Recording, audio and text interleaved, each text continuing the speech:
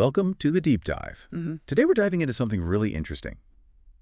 It's a bit of a puzzle, actually. We're looking at Tunisia's education system. Okay.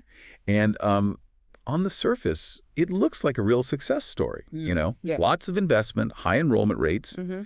They even got praise from the World Economic Forum, like back in 2007. Yeah. But when you start digging a little deeper, Uh-huh. a bit of a paradox emerges. Yeah. We've got reports and data, expert analysis, all pointing to the same question. Yeah.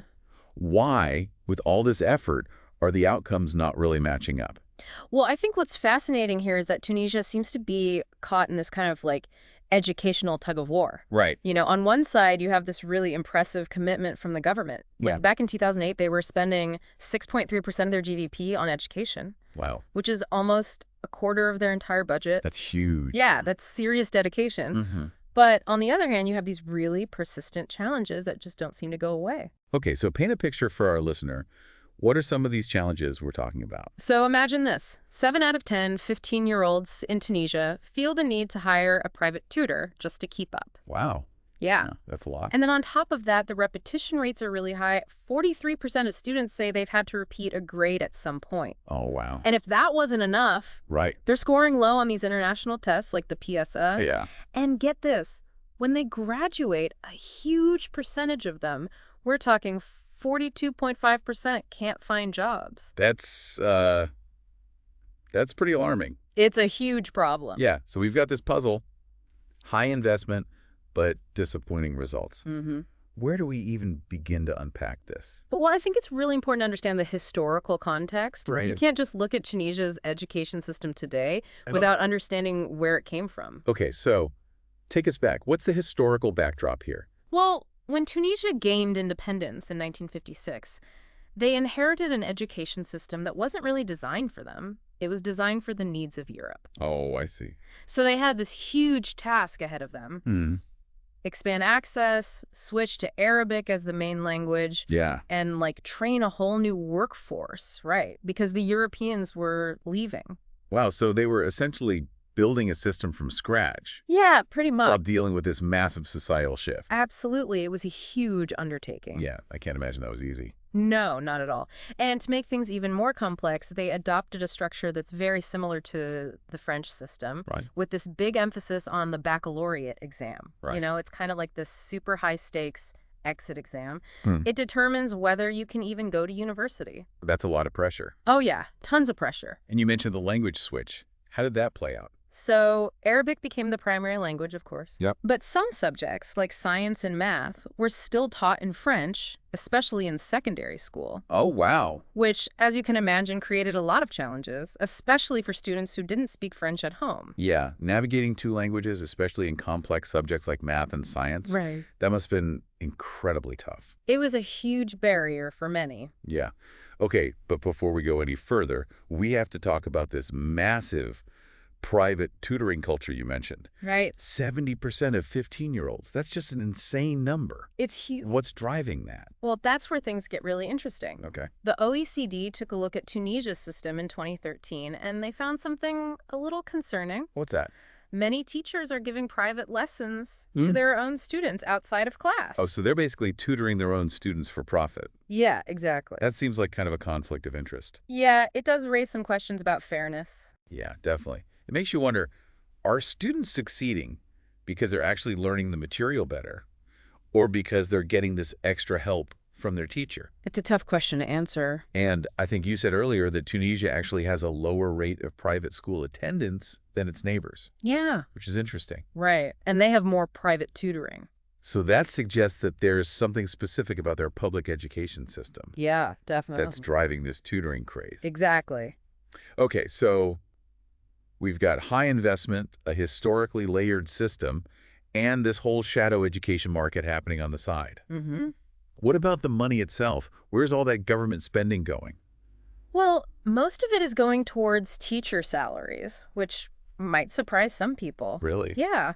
Tunisian teachers actually earn more relative to the average income in their country than teachers in most OECD countries.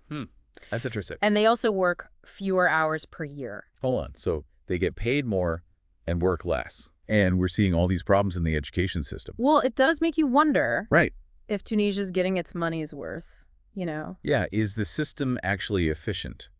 Yeah. Or is there some leakage happening from the public system into this private tutoring world? It's definitely a question worth exploring. Definitely.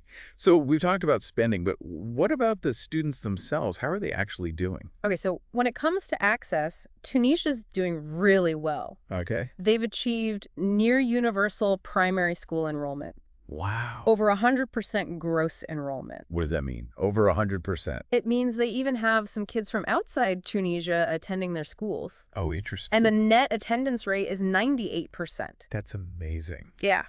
And they also have great gender parity. Okay. More girls are reaching the end of primary and higher secondary education than boys. That's fantastic news on the gender front. Yeah. But I'm guessing it's not all smooth sailing from there. Well, you're right. When you compare the UNDP's Gender Inequality Index, where Tunisia ranks high, to their Gender Development Index, where they score a bit lower, Yeah. you start to see some nuances. What do you mean? It's not just about getting girls into school, it's about what happens to them once they're there. Right. It's about their experience and their outcomes. Exactly. Okay. And speaking of what happens in school, let's talk about those test scores.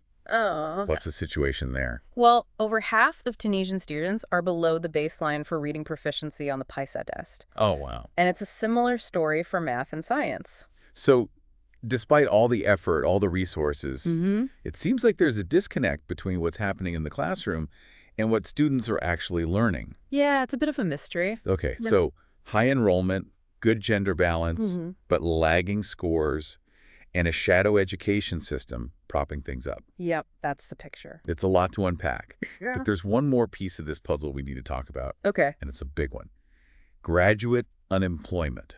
Heather, you mentioned those numbers earlier. Yeah, They're pretty scary. they are. So back in 1989, only 1.5% of Tunisian graduates were unemployed. Right. But then by 2012, that number had jumped to 33.2%. A massive jump. That is huge. Is this just a case of not enough jobs, or is there something more going on?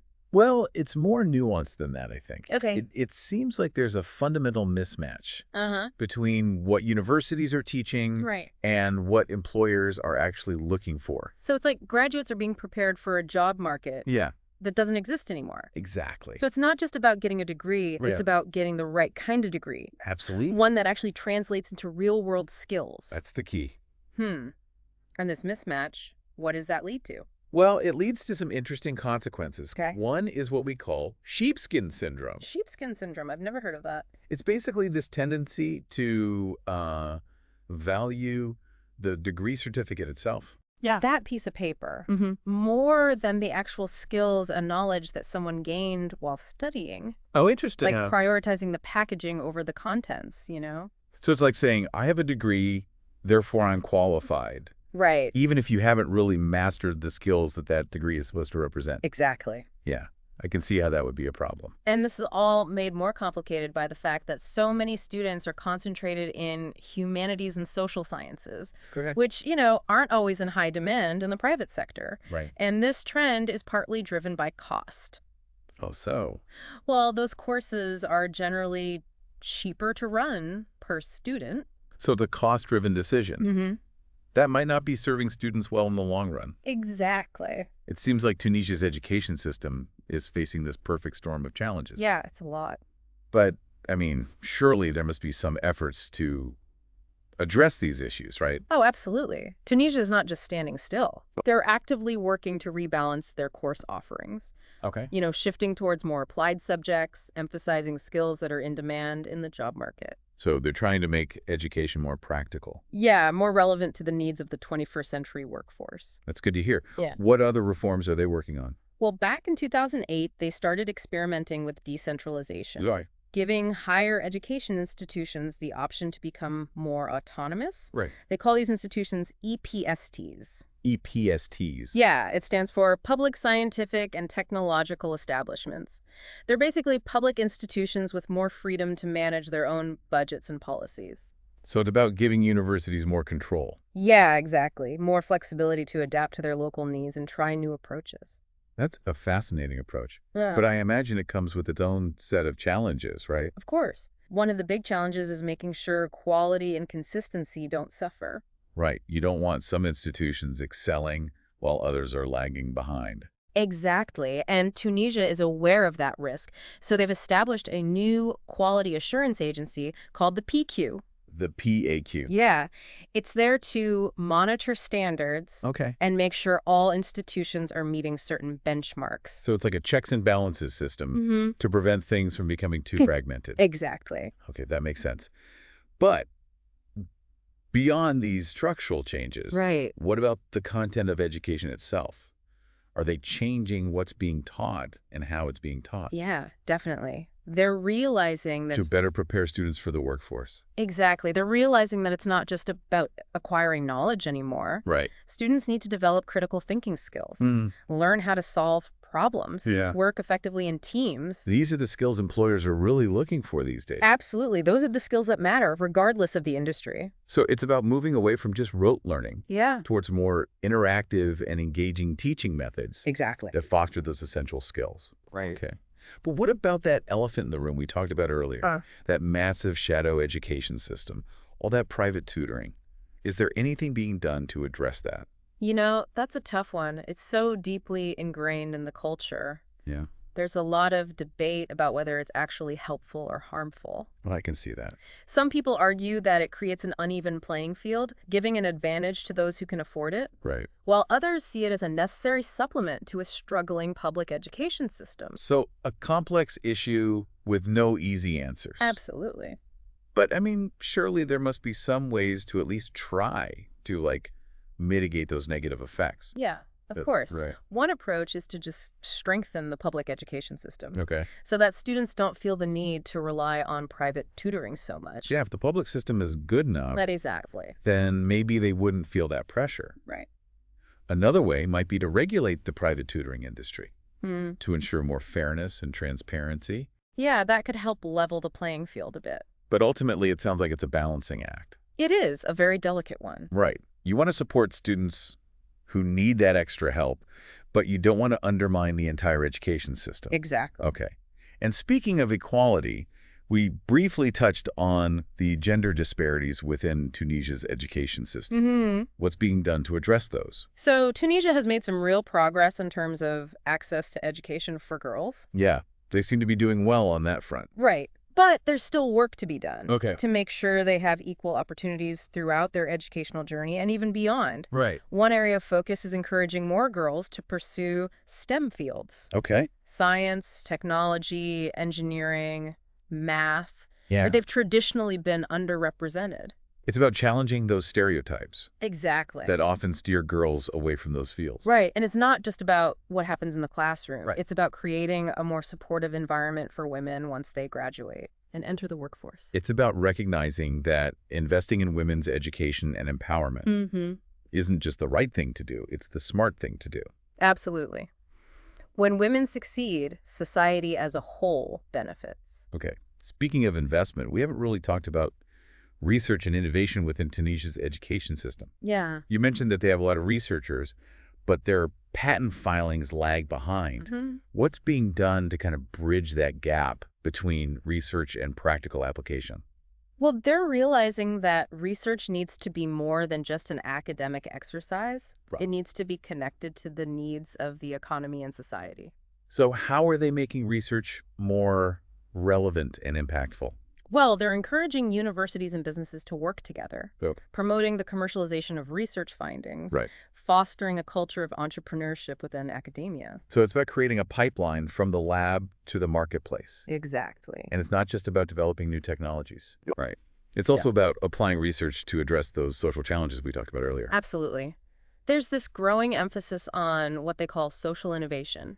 Social innovation. Yeah, it's basically using creative approaches Okay. to tackle issues like poverty, Mhm. healthcare access, Right. environmental sustainability. It's about harnessing the power of research Mm-hmm. to make a real difference in people's lives. Exactly. Okay. So far, we've been talking about Tunisia's education system as if it exists in a bubble. Right. But we know that's not the case. Nope. We live in a globalized world Mm-hmm. where everything is interconnected. Everything. So how is that interconnectedness affecting Tunisia's education landscape? Well, I think globalization is like a double-edged sword. Okay. On the one hand, it opens up all these new opportunities for collaboration, knowledge sharing, student mobility. Yeah, I can see that. Tunisian universities are partnering with institutions all around the world. More Tunisian students are seeking educational opportunities abroad. So it's about expanding horizons, Yeah, exactly. connecting with the wider world, Right. bringing in new perspectives. But globalization also brings increased competition. Right, of course. So Tunisia needs to make sure its education system is producing graduates who can compete in that global job market. So it's about finding that sweet spot where they can benefit from these global connections Mm-hmm. while also maintaining their own unique identity and values. Absolutely. It's a tough balance. It is. And speaking of powerful global forces, we can't ignore technology. Right. How is that transforming education in Tunisia? Well, technology's changing everything, isn't it? It really is. It's opening up all sorts of possibilities for personalized learning, access to information, Right. collaboration. Yeah. You know, there are initiatives to integrate technology into the classrooms, Okay. to develop online learning platforms, to equip students with these essential digital skills. Right. It's about preparing them for a future where technology is just going to be an integral part of everything. Of their lives, of their work, everything. Right. But I imagine there's some challenges too, right? Like, not everyone has equal access to technology. That's a huge challenge. Right. Bridging the digital divide, especially in those rural areas, Yeah. it's crucial. And then there's also the issue of making sure technology is used effectively. Oh, absolutely. Right. We don't want it to exacerbate existing inequalities. No, we want it to be a tool for empowerment, Exactly. not a source of division. Right. So it seems like Tunisia's education system is in this constant state of evolution, It is. It's always changing. grappling with these really deep-seated challenges, Mhm. but also actively pursuing all these new reforms, Yeah, trying new things. embracing these new opportunities. Absolutely. It's a fascinating case study It really is. in how a nation tries to balance tradition and change, Mhm. continuity and innovation. Mm. They're trying to build an education system that honors their past, Right? but also prepares their citizens for a future that's full of unknowns. It's a journey with no easy answers, No easy answers at all. but it's a journey worth taking. And we'll continue exploring that journey in the next part of our deep dive, Okay. where we'll look at what's working, what's not, Yeah. and what the future might hold for education in Tunisia. Sounds good. Stay tuned. I will. Welcome back to our deep dive into Tunisia's education system. So last time we were talking about some of the challenges they face, like that heavy reliance on private tutoring and those pretty alarming graduate unemployment numbers. Yeah, it was kind of a sobering picture. But I think you also mentioned that Tunisia IS taking action, Right. like trying to improve things. Right, absolutely. They're Right. definitely not just sitting back and letting these problems fester. Okay, good. So what are they actually doing to try to tackle these issues? Where do they even start? Well, for one thing, they're trying to be a lot more strategic about what they teach. Remember how we talked about all those students flocking to humanities and social sciences? Yeah, it was like a tidal wave of humanities grads. Yeah. So they're trying to shift that balance a bit, put more emphasis on those applied subjects that lead to jobs, especially in STEM fields. Still. Yeah, science, technology, engineering, and math. You know, the fields where there's a growing demand. Right, the fields that drive innovation and economic growth. Makes sense. It's like they're trying to tailor the education system to the needs of the modern economy. Exactly. It's about anticipating the skills that will be in high demand in the future and equipping students with those skills. But I imagine it's not easy to just like flip a switch and change a whole education system overnight. No, definitely not. It takes time, resources, and a lot of careful planning. So what kind of concrete steps are they taking? Can you give us some examples? Sure. One interesting approach is decentralization. Back in 2008, they started giving universities the option to become more independent. Oh, yeah. You mentioned those EPSTs before. Right, those are public institutions with more autonomy. Basically, it's about giving universities more control over their own budgets and policies. So kind of like letting them chart their own course. Yeah, exactly. It allows them to be more agile, more responsive to the needs of their communities and the industries in their region. So instead of a one-size-fits-all approach, Right. it's more about letting each university kind of figure out what works best for them. Precisely. It's about recognizing that different regions have different needs and that universities are in a better position to address those needs if they have more freedom and flexibility. But doesn't that create a risk of things becoming inconsistent? Like, Yeah. what if the quality of education varies widely from one institution to the next? It's a valid concern, and Tunisia has thought about that. That's why they've set up a new quality assurance agency called the PQ. Okay, so the PQ's job is to keep everyone on track. Yeah, basically. They set standards and make sure all universities, even the more independent ones, are meeting those benchmarks. So it's like a system of checks and balances. Exactly. You need that balance between autonomy and accountability. You want to empower institutions to innovate, but you also want to make sure they're all maintaining a certain level of quality. Okay, that makes sense. So they're working on the structure of the system, but what about the actual content of education? Are they updating the curriculum, changing the teaching methods to better prepare students for the workforce? Oh, absolutely. There's a growing awareness that it's not enough to just stuff students' heads with facts and figures. Right. In today's world, information is everywhere. It's about knowing how to use that information, how to apply it. Exactly. They need to know how to think critically, how to solve problems, how to work effectively in teams. These are the skills that employers are really looking for, no matter what industry you're talking about. Right. Those are the skills that make you adaptable, resilient, able to thrive in a world that's constantly changing. Absolutely. It's not just about what you know, it's about how you learn. It's about cultivating those lifelong learning habits that will serve you well throughout your career and your life. And that brings us back to that massive elephant in the room, that shadow education system, all that private tutoring we talked about. Is Tunisia doing anything to address that? That's a really tough one. Private tutoring is so deeply embedded in Tunisian culture, it's hard to know where to even begin to unravel it. I can see that. It's like, on the one hand, you want to support students who need that extra help. Right. But on the other hand, you don't want to create this system where the only way to succeed is to pay for private lessons. Exactly. And there's no easy answer. Some people think the solution is to just strengthen the public education system to the point where students don't feel the need for private tutoring. Yeah, make it so good that those extra lessons become unnecessary. Right. Others think that regulating the tutoring industry might be a better approach, make it more transparent, more equitable. So maybe set some limits on how much tutors can charge or require them to be licensed or something. Yeah, something like that. But ultimately, it's a balancing act. You want to support students without undermining the integrity of the whole system. It's about finding that sweet spot where everyone has a fair chance to succeed. Absolutely. And speaking of fairness, what about the gender disparities we talked about earlier? I know Tunisia is doing well in terms of getting girls into school, but what about equality beyond that initial access? Well, they're working on it. They're realizing that it's not enough to just open the doors.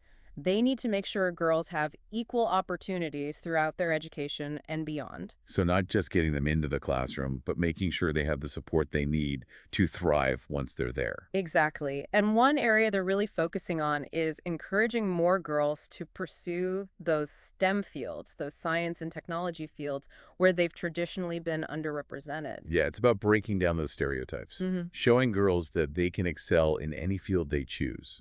Exactly. And it goes beyond just encouragement. It's about creating a supportive environment, providing mentorship opportunities, celebrating female role models in those fields. Right. It's about showing girls that there's a place for them in those fields and that their contributions are valued. Absolutely. It's about creating a culture where women are seen as equal partners in building a stronger Tunisia. And it's not just about fairness, it's about smart economics.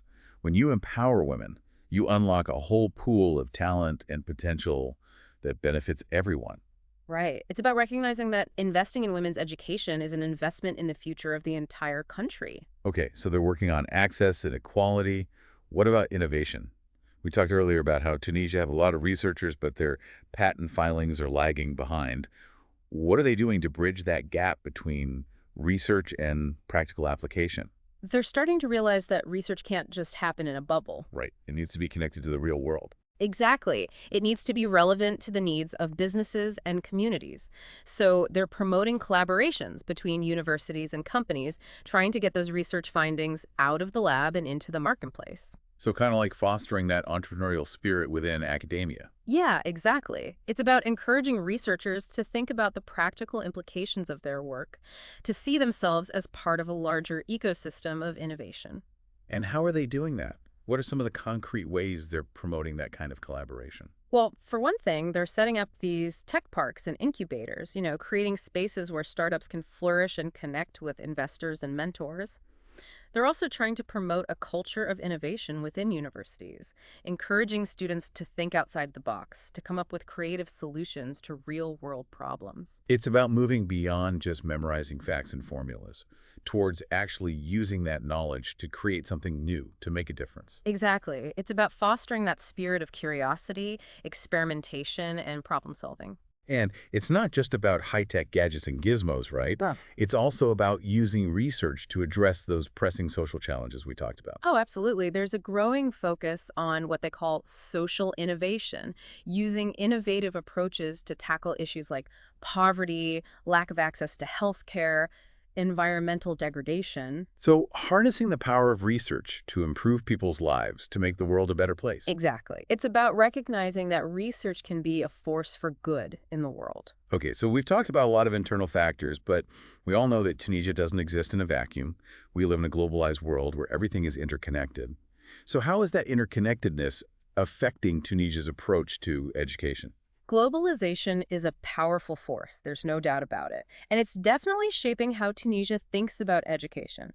On the one hand, it opens up all sorts of opportunities. Like what? Give us some examples. Well, there's more opportunity for collaboration with universities around the world, for knowledge sharing, for students to study abroad and bring back new ideas. Tunisian universities are increasingly partnering with institutions all over the globe, and more Tunisian students are seeking out those international experiences. So it's about expanding horizons, connecting with the wider world, bringing in new perspectives. Exactly. It's about recognizing that knowledge and innovation don't respect national borders. They flow freely across the globe, and Tunisia wants to be part of that flow. But I imagine globalization also comes with some challenges, right? Like increased competition, maybe pressure to conform to those international standards. Yeah, that's definitely a concern. Globalization does bring increased competition, and Tunisia needs to make sure its graduates can compete in a global job market. They need to have the skills and knowledge that employers are looking for worldwide. So it's about finding that balance between embracing the opportunities of globalization Right. while also maintaining their own unique identity and values. Exactly. It's about being outward looking without losing sight of what makes Tunisian education special. Right. It's about being a part of the global conversation without losing their own voice. Exactly. And speaking of powerful global forces, we can't forget about technology. How is technology transforming education in Tunisia? Technology is changing everything, isn't it? It's changing the way people learn, the way they access information, the way they connect with each other. And Tunisia is no exception. So how are they using technology to improve education? Well, they're exploring all sorts of possibilities. There are initiatives to bring technology into classrooms, to equip students with those essential digital skills. They're developing online learning platforms that can reach students in even the most remote areas, making education more accessible to everyone. So it's about opening up access to education, making it more personalized, more flexible, more engaging. Exactly. It's about preparing students for a future where technology will be intertwined with every aspect of their lives. But I imagine there are some challenges too, right? Like not everyone has equal access to technology. Yeah, that's a big one. Bridging the digital divide, especially between urban and rural areas, is crucial.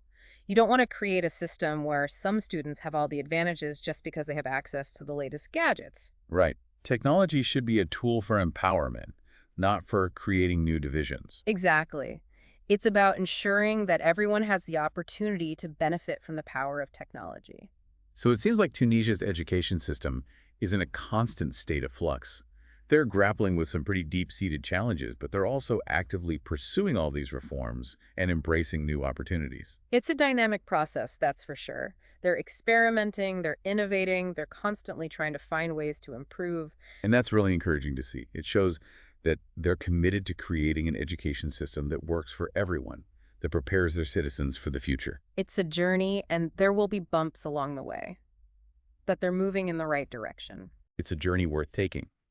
And in the final part of our deep dive, we'll step back and reflect on everything we've learned, trying to distill some key takeaways for our listeners. Stay tuned. Welcome back to the Deep Dive. We spent the last two parts really digging deep into this fascinating world of Tunisian education. It's a system that's full of, like, contradictions, you know? Yeah, it's been a real journey. Ambition, obstacles, historical baggage, modern-day struggles, it's all there. We've seen how education is so tightly woven into Tunisia's, social fabric, their economic hopes. The decisions they make today are going to have ripples for generations. Absolutely. As we wrap up this deep dive, I'm curious, what are some of the things that really stood out to you from all this information? Anything that surprised you? Honestly, for me, it was the sheer scale of that private tutoring thing. Oh, yeah. Like 7 out of 10 15-year-olds feeling like they need to hire a tutor just to keep up. It's a lot. It's huge. Makes you wonder if the public system's just failing to meet their needs somehow. Yeah, it's definitely a sign of a deeper problem. Maybe a disconnect between what's taught in class and what's on those big exams. Or maybe just a lack of confidence in the quality of public education overall. Right. And then there's that whole thing about graduate unemployment, which is, well, kind of terrifying, frankly. Those numbers are scary. From 1.5% to over 33% in just a few decades. That's a huge jump. It really highlights how important it is to make sure that what you're learning actually leads to a job.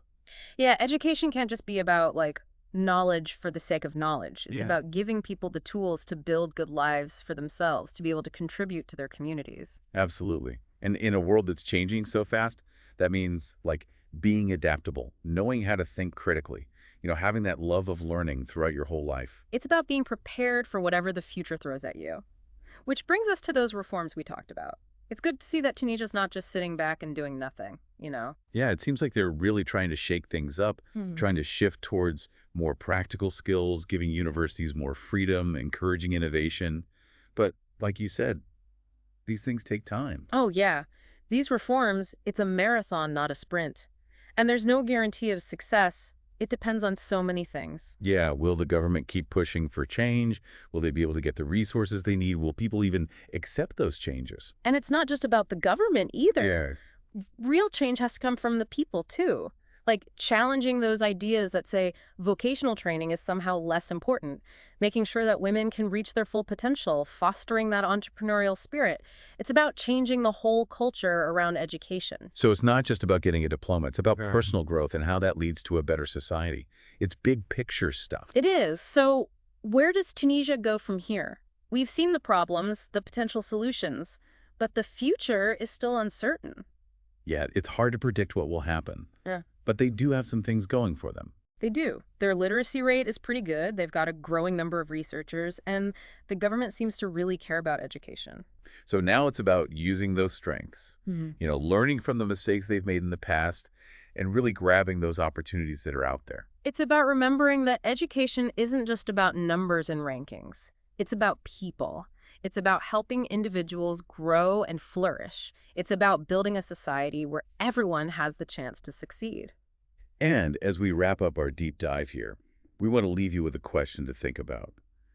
Can Tunisia really use the power of education to create a brighter future for everyone? The answer lies not just with the government or the institutions, but with every single Tunisian. The students, the teachers, the parents, the entrepreneurs, everyone. It's about working together, making those choices that will lead to a better tomorrow. Thanks for joining us on this journey into Tunisian education. We hope you learned some new things, maybe even came away with some questions of your own. Keep those minds curious, keep exploring, and keep diving deep.